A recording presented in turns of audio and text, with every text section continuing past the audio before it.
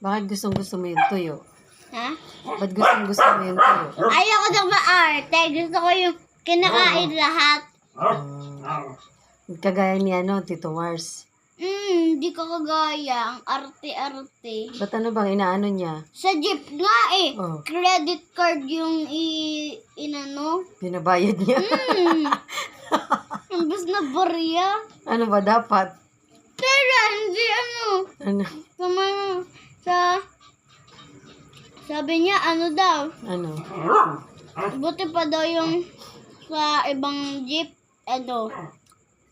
May aircon. Siyempre. Wala namang aircon ng jeep. Yung bus. Oh, meron talaga. Pero ang jeep walang aircon. Dun na. Masarap ba tuyo? Mm. Ba't ayaw ni Tito Mars kumain ng tuyo? Sa plastic pa nga lang. Ew! Arte. Ginaganyan niya sa plastic. Samantalang ikaw, Hindi. sarap na sarap. Ano sausawan mo? Suka. Yan ang paborito, no? Sa panahon ngayon, bawal ang Maarte. gagayahin mo ba si Tito Mars? Hindi. Bakit? Arte-arte nun. Hindi naman ako maarte. Malay mo, ano niya lang yon? Hindi Ay, hindi ba niya, content? Content Nawalan- niya lang yon? Nawala na nga yung niya eh. Yung TikTok account. dahil dun sa vlog niya. Sa arte. Masarap ba tuyo? Paborito mo yan no? Sardinas pa lang. Isang tikim. Na ganun siya. Ang suka. Kala mo hindi nag-grade 2. Galit na galit. Pero masarap ang sardinas, no? Pag may itlog. Sardinas ka, hindi mo makain-kain kahit may tinik Kahit may gulay. Kapag may gulay. Pero pag sardinas may itlog, Okay. masarap, di ba? Si Tito Mars, Maarte. paano ginawa niya sa sardinas? Suka agad Hindi niya alam, masarap yun, no? Yun ang paborito nating ulam. Ang tawag nga natin doon ay carninas. Di ba? Carninas ang tawag natin doon Pinalaki ata siyang maarte. Kasi arte mo sa... Samantalang ikaw, sarap na sarap sa tuyo. Di ba?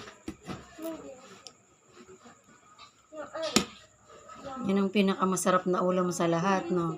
Nakakailang kanin ka pag tuyo ang ulam mo? 4. Wow. Kakarami ka talaga, no? Yan ang masarap na ulam Almusal. Tanghalian. Tanghalian. Gabihan. Hapunan. Hindi gabihan, hapunan. Almusal, tanghalian, hapunan. Hindi yung almusal, tanghalian, gabihan. Ano ba yung gabihan? Hapunan. Yun ang tawag doon.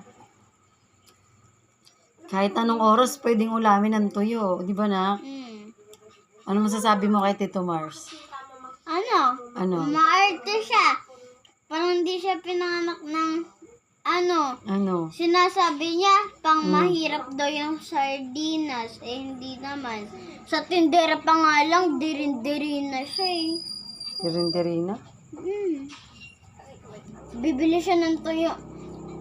Sabi niya, ate, pwede bang i-plastic mo na lang? Arte. Ayaw mo nun. Hindi maganda sa mga bata yung ginagawa niya, no? Yung content niya, gano'n, no? Imbis na mag-content siya na tularan ng mga bata, hindi niya alam maraming mga batang nanonood, no? Siya na kayo nag-antay sa akin. Kasi sa TikTok, ang dami nang ang arte mo naman! Ang sarap naman ng sardinas. Lahat nga kumakain ng sardinas hindi naluto. Masarap kasi. Para lang dun sa... Ang sardinas kasi, ulam ng masa. Kagaya ng tuyo. Yung ulam mo na yan. Oh. Ulam ng masa yan. Di ba?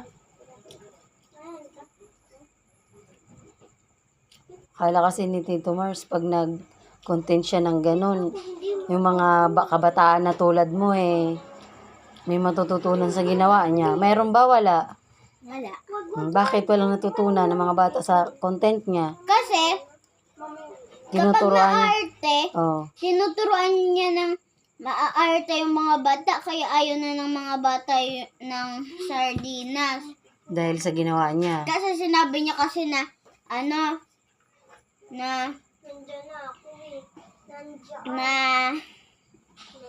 ang pangit ng lasa ng sardinas. Pati nga sa palamig at saka sa mga, ay dapat sa Hindi ganun, no? ayaw niya sa plastic. Gusto niya Sabi niya, ate, magkano po itong palamig? Chocolate nga po. Dirin-diri siya doon sa plastic. Anong masasabi mo sa mga bata pag napanood yung ganun? Sabi, Anong masasabi mo? wag niyong, Gayahin. Harap ka dito. wag niyong gayahin. Kasi, kapag ginaya niyo, magugutom kayo. Kapag nagutom kayo, walang ipapakain sa inyo. Kaya, kahit anong nasa paligid, kainin nyo na lang. Anong sinasabi Very good. Sinasabi mo. Kung ano yung nakahain sa lamesa, yun ang Kakainin. Hindi yung, ayoko niyan. Ayoko niyan. Kasi hindi lahat nakakakain. At saka, may pera ba yung mga magulang nyo para lahat bilhin ang gusto nyo? Di ba? Kaya kapag napanood nyo yung Video ni Tito Mars. huwag nyong gagayahin kasi masama yun. Tama. Follow, like, and share. Ano mo? Follow, like, and share po. Kakain ka pa? Isa pa po siya. O, asan na yung panandok mo dito? Wala na tayong panandok.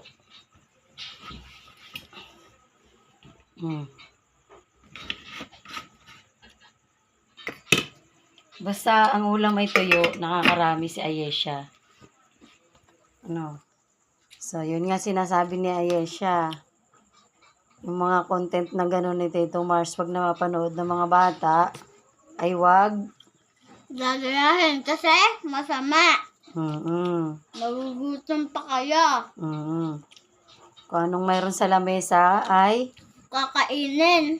Hindi yung pabili kayo ng pabili. Ayoko niyan. Gusto ko yung very good. Tama yun. Bye-bye na. Bye-bye.